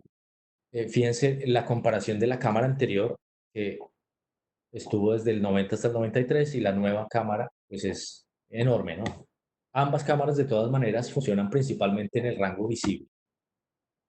Júpiter es uno de esos sitios en donde siempre habíamos querido ver en detalle cosas, aunque teníamos imágenes de las naves Voyager en el año 79, pasaron muy cerca a Júpiter y fotografiaron pues la gran mancha roja, etcétera. Pero con el Hubble podemos hacer un seguimiento de la evolución de ciertas cosas. Por ejemplo, la gran mancha roja la hemos visto reducirse en tamaño con fotografías espaciadas durante varios años, y eso nos hace pensar que en algún momento probablemente desaparezca. Lo otro es que el telescopio tenía también un detector en ultravioleta, no un rango muy grande del ultravioleta, ultravioleta cercano, pero ahí vemos la imagen de Júpiter en ultravioleta justo después del impacto de este cometa que llegó a la superficie de Júpiter o a la atmósfera de Júpiter y causó un gran desastre de, digamos, de proporciones no esperadas, ¿no? La gente hasta ese momento como que no le tenía tanto miedo a los cometas, pero cuando sucedió el impacto del cometa Shoemaker-Levy 9 en el 94, la gente como que ya empezó a pensar, oiga, si esto le sucede a la Tierra, pues sería un desastre tremendo, ¿no? Esas manchas que ustedes ven abajo, pues tienen varias veces el tamaño de la Tierra, del planeta Tierra. Bueno, tenemos por acá algunas preguntas, entonces vamos a contestarlas. Una pregunta que me hacen por acá, de lo que comenté hace unos minutos. Si Colombia tiene tantas montañas que hacen mucho más propicio instalar telescopios, ¿por qué el gobierno, las entidades privadas no han impulsado estos proyectos? Bueno, es una muy buena pregunta. Efectivamente, Colombia es uno de esos países, pues, montañosos por excelencia. Si lo comparamos con Europa, pues tenemos montañas elevadísimas, pero hay un problema, y es que no solamente la altura es importante, sino el sitio o la latitud donde estamos. Resulta que Colombia está en una latitud muy cercana al Ecuador, una latitud tropical. De hecho está en la zona de confluencia intertropical, el trópico de Cáncer y el trópico de Capricornio. Es decir, Colombia está entre los más 23 y menos 23 grados respecto al Ecuador, y esta es la zona más turbulenta de toda la atmósfera terrestre. Esta es la zona donde más generación de nubes hay. Y bueno, ustedes saben que los huracanes, por ejemplo, se forman siempre en estas regiones tropicales, azotan a todas las costas del Caribe, Miami, Florida, bueno, etcétera. Esto entonces es importante, ¿no? Porque no sacamos nada estando muy altos cuando hay formación de nubes, lluvia. Tenemos uno de los sitios con mayor lluvia en el planeta, que es en las selvas de Chocó, y eso hace entonces que Colombia sea un lugar muy malo para la astronomía en el óptico, porque evidentemente las nubes tapan el paso de la luz visible. En otros tipos de radiación, como es las ondas de radio, Colombia sí tiene un potencial muy grande, y de hecho lo que queremos, una comunidad de astrónomos bastante importante, es desarrollar radioastronomía en Colombia para poder aprovechar la zona en la cual estamos, en donde no hay muchos radiotelescopios, y eso sería pues un punto importante. Seríamos casi que uno de los pocos países con instalaciones en radioastronomía en esta zona del mundo. Y la otra es poder también utilizar esto para tecnología satelital, por ejemplo, para establecer estaciones en tierra de seguimiento de satélites que pasan por nuestra órbita geoestacionaria. Entonces ahí hay un gran potencial. En el visible no tanto, en el visible sí estamos perdiendo porque tenemos mucha nubosidad. Siguiente pregunta, la señora Clara nos pregunta, ¿la Sierra Nevada de Santa Marta sería un buen sitio para un telescopio? Sí, sería probablemente el sitio idóneo para tener un telescopio en Colombia. ¿Cuál es el problema? Que cuando uno construye un telescopio también tiene que tener en cuenta la infraestructura. Es decir, necesitaríamos llevar una gran cantidad de equipo, toneladas y toneladas de equipo para construir un telescopio a esa altura, por allá 5.000 metros, 4.000 o 5.000 metros, y eso costaría muchísimo y no sería tan viable. Entonces, no solo está la parte técnica, que tiene que ver con el instrumento, sino la parte también de infraestructura. Y la otra parte, que es también determinante, tiene que ver con el cuidado de todas esas culturas ancestrales, ¿no? Recordemos que en Hawái hay un fuerte debate porque las comunidades aborígenes no están muy de acuerdo con la instalación de telescopios en sus montañas sagradas. Y eso es algo pues que también atañe a construir un telescopio. Y finalmente tenemos una pregunta de Stephanie Naranjo, que nos pregunta qué parte del telescopio todavía es del original, o mejor dicho, qué cosa nunca se ha cambiado o arreglado. Bueno, el telescopio espacial, toda la estructura, todo lo que llamamos el Optical Assembly, es el original. Eh, de hecho, ya no está, como mencioné antes, el instrumento que eran las gafas del telescopio, esas se quitaron en el 2009. Entonces, toda la parte del Optical Assembly que estaba al comienzo de la imagen a la izquierda es original, y la parte que se ha cambiado son los instrumentos científicos. Eso se pueden cambiar, y eso sucede también en los telescopios en tierra. Cuando uno va a un gran telescopio como el de Canarias, pues todo el instrumento, toda la parte óptica es la misma siempre, y lo que uno va cambiando son instrumentos que son mucho más pequeños, mucho más manejables para instalar o desinstalar. Bien, avancemos entonces con imágenes. Esta es del año 1995. Fue catalogada como la imagen, la mejor imagen del telescopio espacial, tal vez por el significado que tiene. Estos son los pilares de la creación. Realmente es una nebulosa que es apenas un pedacito de la nebulosa que se llama la nebulosa del Águila. El tamaño que tiene esta imagen es tan grande que cada columna que ven ahí ustedes tiene aproximadamente unos 10 años luz de diámetro, a la distancia, el ancho de esos dedos o esos pilares, 10 años luz. Y es representativa esta imagen porque tiene esa forma de pilares, y la creación es tal vez porque ahí están naciendo estrellas, ¿no? Es un sitio en donde nacen estrellas en el universo a razón de apenas una estrella por año, pero eso es muchísimo, ¿no? Porque este tipo de estructuras en el universo, de nebulosas, pues está por doquier. Las galaxias tienen gran cantidad de zonas de formación de estrellas, y esto es lo que va regenerando pues, los procesos en el universo, ¿no? Nacen estrellas, mueren estrellas, etc. Entonces aquí está esta famosa imagen. Luego, en el año 97, el Hubble observa un choque de galaxias. Esto es bastante bonito también. Se llama la antena, y realmente parece como un corazón, y ahí lo que vemos es algo que la teoría predecía, y son las corrientes de marea.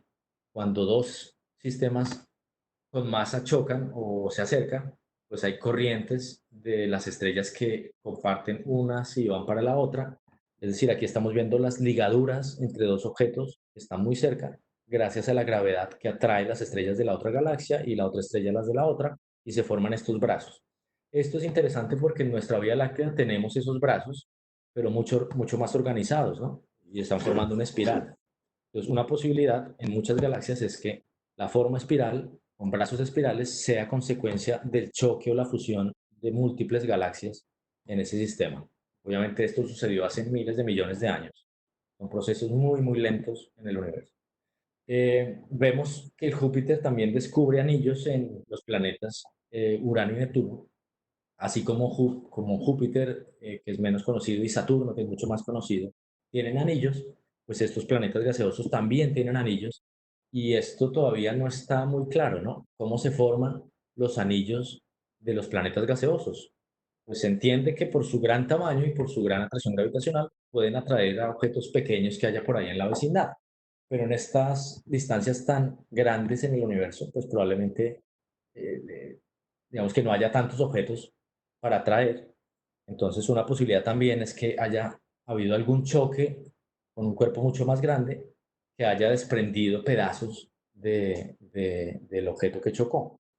Recordemos algo importante, y es que todavía no sabemos, por ejemplo, si los planetas gaseosos tienen núcleos rocosos o no. Se cree que sí. Júpiter, Saturno, Urano y Neptuno tengan núcleos rocosos mucho más grandes incluso que nuestra propia Tierra. Bueno, también en el 99 descubre algo interesante el Hubble, y es la observación de los discos que se forman cuando un sistema planetario está naciendo. Entonces acá vemos una estrella muy joven que empieza a crear un disco a su alrededor en su proceso de formación, y ese disco está lleno de escombros. Y esto es lo que llamamos un disco protoplanetario, del cual surgen los planetas después de millones y millones de años. Otra imagen con la cual arrancamos el milenio es una imagen de un cúmulo de galaxias en donde se ven unas imágenes bastante curiosas que son esas líneas alargadas pero como redonditas. Eso es producto de un efecto que sucede gracias a la gravedad, propuesto en el año 1915 por Albert Einstein. Estas deformaciones son las que se llaman lentes gravitacionales. Y una lente gravitacional es el efecto que tiene algo con mucha materia, como esas galaxias que están ahí concentradas, sobre los objetos que hay detrás. Entonces, los objetos que hay detrás, muy distantes, vienen y la luz de esos objetos atraviesa ese cúmulo de galaxias y al atravesarla, el cúmulo cambia la dirección de esa luz. Y finalmente nos llega entonces una imagen que está deformada por la masa que tiene ese cúmulo de galaxias. De hecho, esta es una manera de saber qué masa tiene ese cúmulo de galaxias. Entre mayor sea la masa del cúmulo de galaxias, mayor va a ser la deformación y los arcos de luz que se van a ver en esas imágenes. Fue una imagen preciosa de lentes gravitacionales. Bueno, seguimos con Marte en el año 2001. Los planetas siempre han sido un punto importante de observación del Hubble, por lo que les mencionaba en algún momento, y es que el Hubble puede observar con cierta regularidad y los planetas cambian con cierta regularidad. Entonces, los planetas como Marte tienen estaciones y en cada estación pues hay cosas que cambian, ¿no? En el caso de la Tierra, pues las estaciones son determinantes para ver que el planeta se vea de una u otra manera.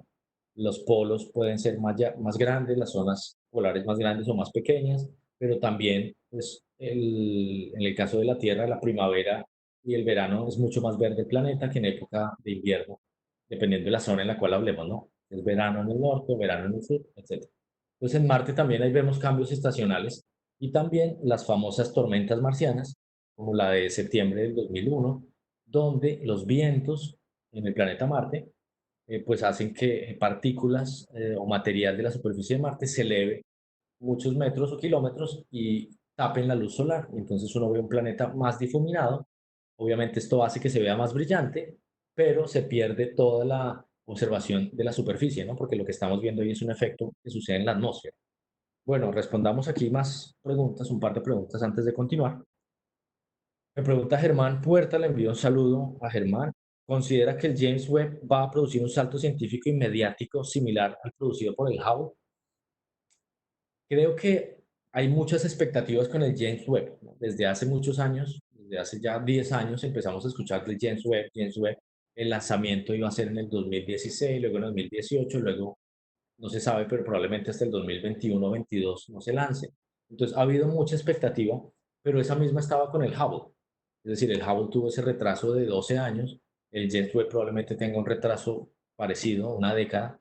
Entonces uno pensaría que esa expectativa pues hace que luego cuando el instrumento esté funcionando, pues la gente como que ya esté cansada de escuchar tanto el instrumento. Pero creo que lo que va a ser interesante con el James Webb es que no reemplaza al Hubble, sino lo complementa. El James Webb no va a observar en el visible principalmente, sino en el infrarrojo. Y eso hace entonces que sea ciencia nueva. Estamos esperando observar en infrarrojo un montón de cosas en el universo. Entre otras, el infrarrojo y la observación del James Webb nos va a permitir estudiar las atmósferas de los planetas extrasolares. Entonces, la gran noticia sería descubrir biomarcadores en una atmósfera en un planeta extrasolar. Es decir, descubrir indicios de que hay probabilidad de vida. Eso sería una gran noticia, una gran revolución.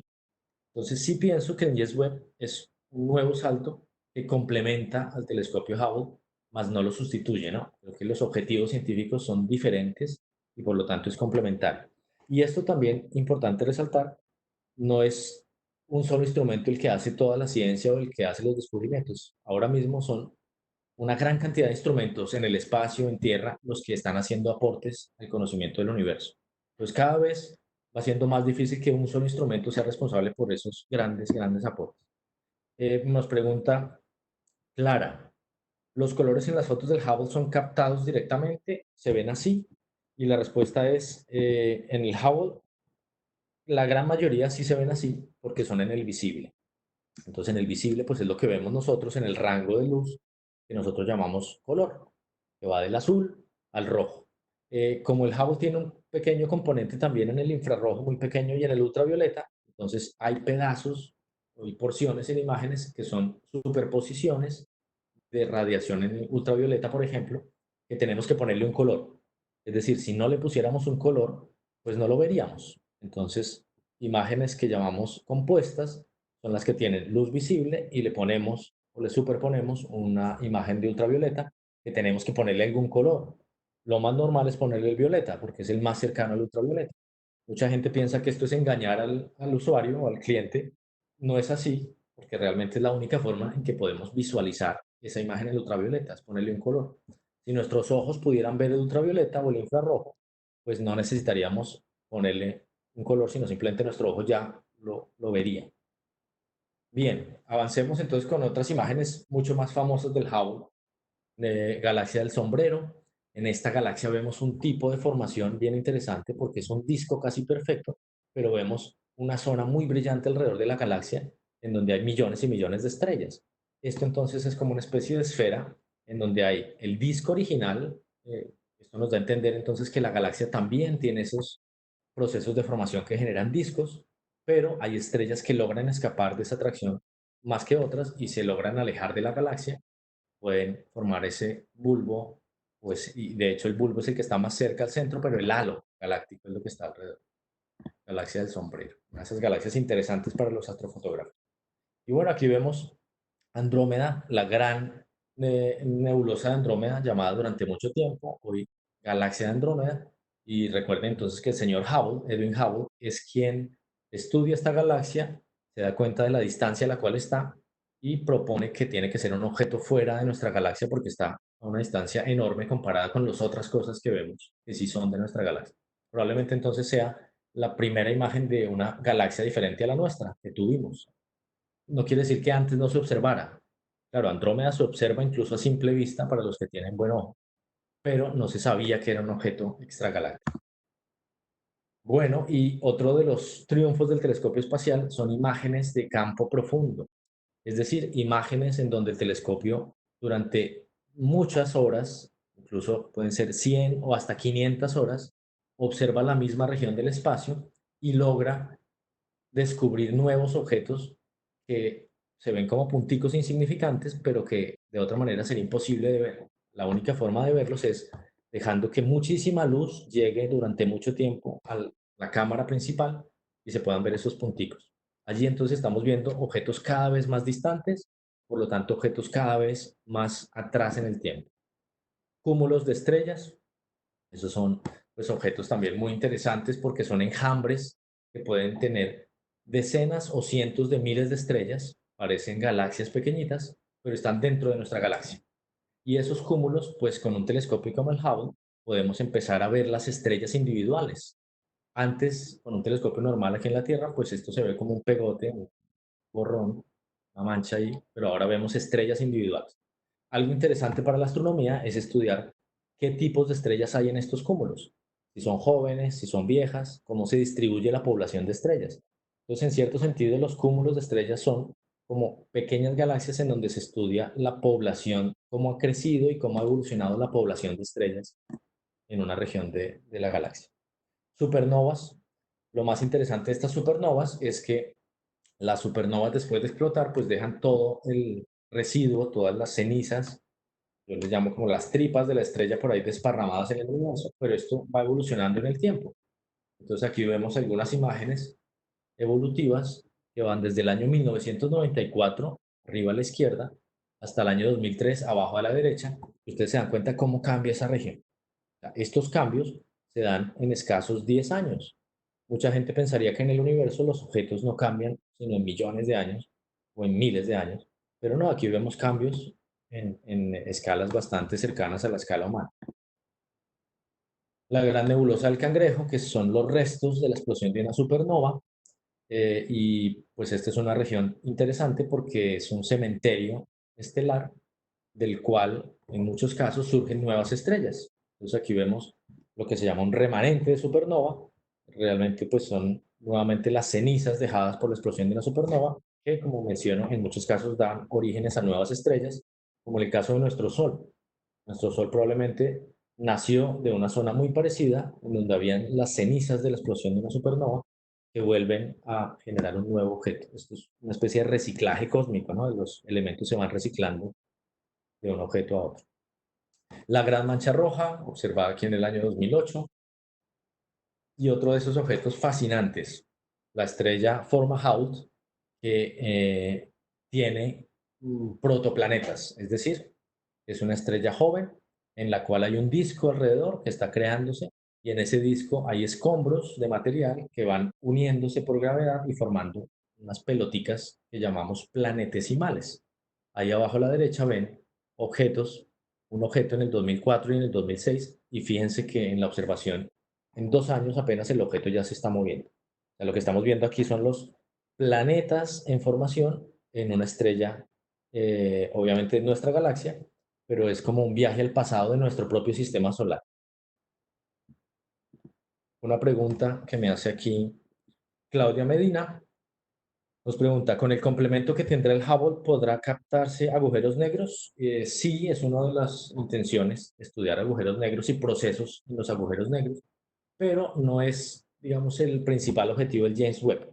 Para eso hay otros telescopios y otros proyectos que están tratando de estudiar o captar radiación proveniente de agujeros negros.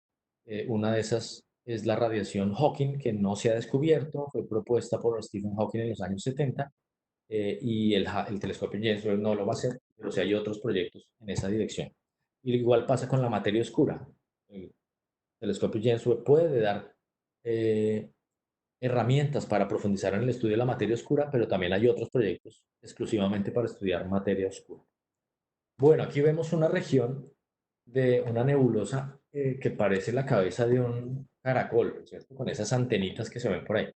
Resulta que estas zonas donde se forman estrellas, evidentemente las estrellas están dentro de ese capullo que parece como de un gusano que se está formando en mariposa, pero dentro están las estrellas y esas antenitas que se ven son zonas en las cuales las estrellas cuando son jóvenes son muy activas, muy cambiantes y eso hace que emitan chorros de radiación y esos chorros se encuentran con el gas y arrastran al gas. Y por eso se ven entonces esas antenitas. En toda región donde ustedes vean esas antenas, significa que adentro hay estrellas jóvenes muy tormentosas que están emitiendo chorros de material o de radiación y esos chorros impactan con el gas de la nebulosa y lo alargan, lo estiran. Bueno, y la imagen de los pilares de la creación, pero la nueva versión, esta se tomó cuando el Hubble cumplió 25 años. Entonces, el objetivo de mucha gente propuso a la NASA volver a observar esta región en luz visible, ahí la vemos nuevamente. Fíjense ustedes que la imagen se ve diferente. Claro, está tomada con nuevos instrumentos también, ¿no? Entonces, no es la misma imagen anterior porque cambia un poco la configuración del telescopio en cuanto a sus instrumentos científicos, pero lo más bonito de esta imagen es nuevamente resaltar esas zonas en donde hay chorros provenientes de estrellas jóvenes en formación. Y no solamente se observa en luz visible, sino también en infrarrojo.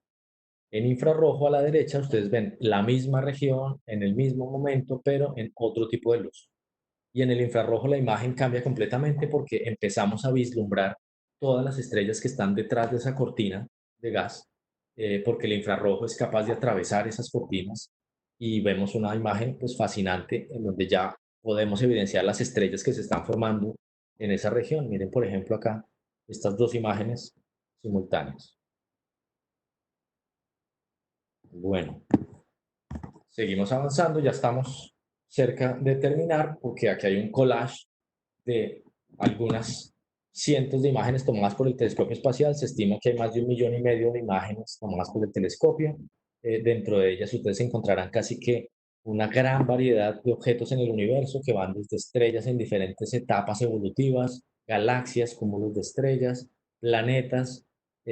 Bueno, lo único casi que no ha observado el Hubble son agujeros negros, porque para eso tuvimos que emplear otra técnica y hace un año obtuvimos la primera imagen de un agujero negro, pero el telescopio espacial sí puede observar estrellas que giran alrededor de agujeros negros y por lo tanto, a partir del movimiento de la estrella, uno puede saber qué tipo de agujero hay en el centro. Bueno, quería mencionarles que si ustedes quieren ver más imágenes del Hubble, pues afortunadamente la NASA tiene miles de imágenes disponibles para el público.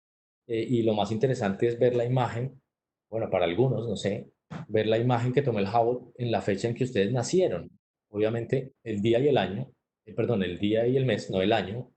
Para los que tienen menos de 30 años, pues ideal porque pueden tener imágenes en el justo día, en el preciso día de su nacimiento. Para los que no, pues podemos aquí utilizar esta herramienta que está en la página de nasa.gov, Content, Goddard, y esta es la clave, ¿no?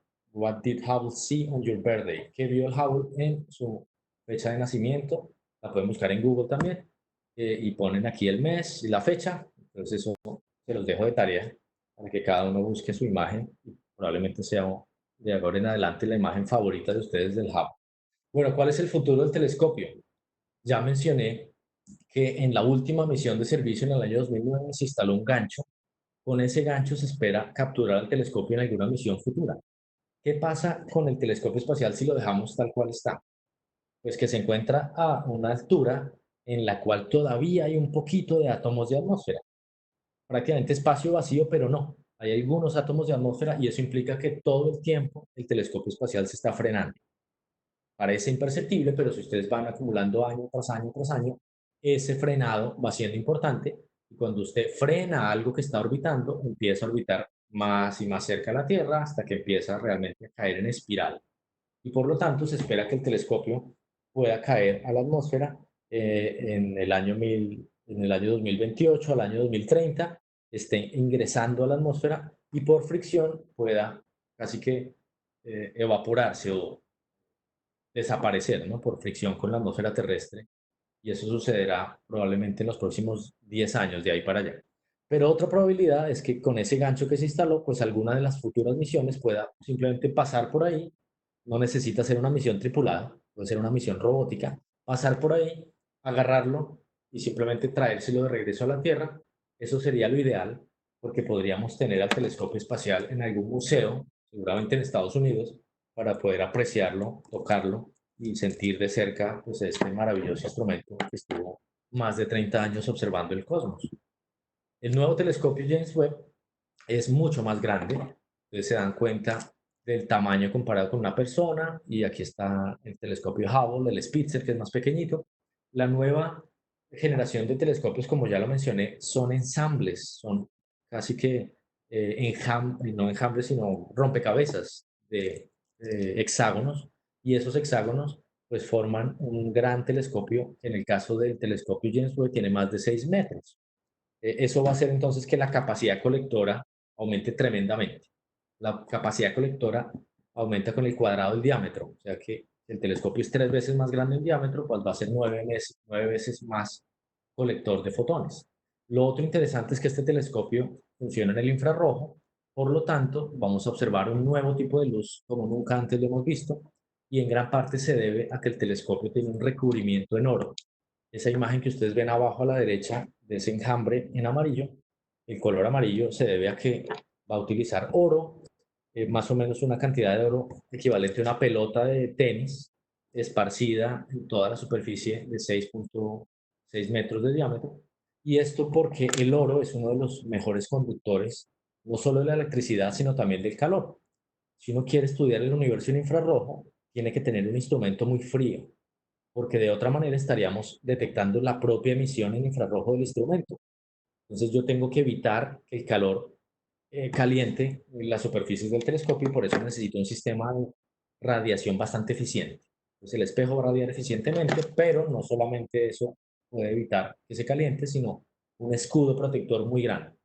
El tamaño que ven ahí del escudo protector es equivalente al tamaño de una cancha de tenis, y ahí entonces vamos a estar seguros de que la emisión que detecta el telescopio proviene de la emisión en infrarrojo de objetos que está observando muy distantes en el universo. Con esto, nuevamente esperamos estudiar atmósferas planetarias, también objetos como el propio Plutón, que ya lo hemos visto de cerca en un sobrevuelo hace 5 años, pero de pasadita. Lo ideal sería poder observar planetas o cuerpos como Plutón frecuentemente, con cierta regularidad, para ver cuáles son los cambios que tiene debido probablemente al clima espacial o a otras características. Y bueno, aquí vemos la última imagen con la que quería despedirme. nuevamente mencionando que el telescopio espacial pues no reemplaza al Hubble, sino complementa la información del Hubble y es solamente una de las piezas de la nueva generación de telescopios que se están planeando en tierra, telescopios de más de 30 metros, y en el espacio van a haber más telescopios espaciales para complementar lo que descubra el telescopio espacial James Webb. Esperamos que en el año 2022 ya podamos tener imágenes del James Webb. Ojalá sea así.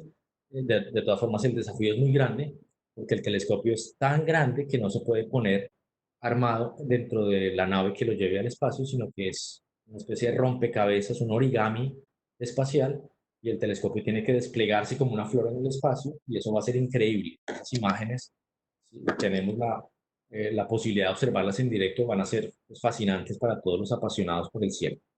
Bueno, vamos a revisar el chat para ver si hay alguna pregunta que se nos haya quedado por allí. Un saludo para Sergio Lleras. Nos pregunta, un tema interesante sería explicar la paleta de colores del Hubble.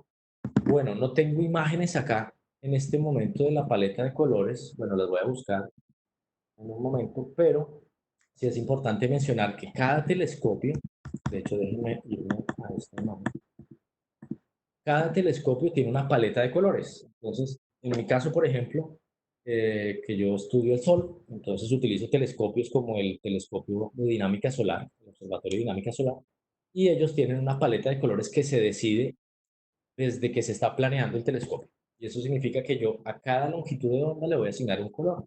Entonces, si observo en el visible, pues los colores son tal cual los que observo. Pero si observo en el infrarrojo, entonces, dependiendo de qué frecuencia del infrarrojo observo, le pongo un color. Si observo en el ultravioleta, otro color. Si observo en el ondas de radio, microondas, otro color. Con esto, entonces, se pueden hacer mosaicos o imágenes compuestas, en donde cada imagen tiene un color. Déjame buscar acá, Sergio. Voy a buscar un segundito. Voy a parar un segundito acá para buscar la paleta de colores de Hubble, porque es una pregunta interesante, para que ustedes tengan una imagen de esa paleta de colores que utiliza el Hubble. Tengo ya la imagen, entonces vamos a compartirla ahora. Una imagen con una resolución bastante bonita.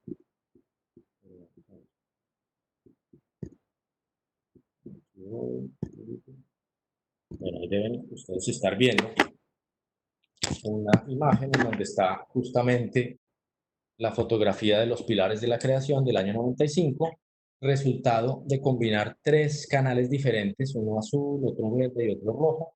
Recuerden que eso es lo que llamamos RGB, que cuando ustedes cogen una lupa y la acercan a la pantalla de su computador, lo que van a ver son píxeles de color rojo, verde y azul, no van a ver ningún otro color.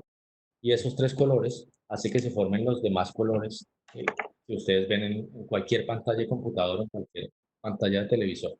Entonces aquí están las imágenes originales que observa el telescopio, son en blanco y negro, y el proceso de aplicación de colores es un postprocesado que se puede hacer en tierra, ¿no? Digamos que las imágenes me llegan a mí aquí en bruto y yo puedo en mi computador utilizar un programa como puede ser Photoshop o cualquier combinador de canales para ponerle al filtro de oxígeno en color azul, oxígeno 3, al filtro de hidrógeno alfa un color verde y al filtro de azufre 2 un color rojo.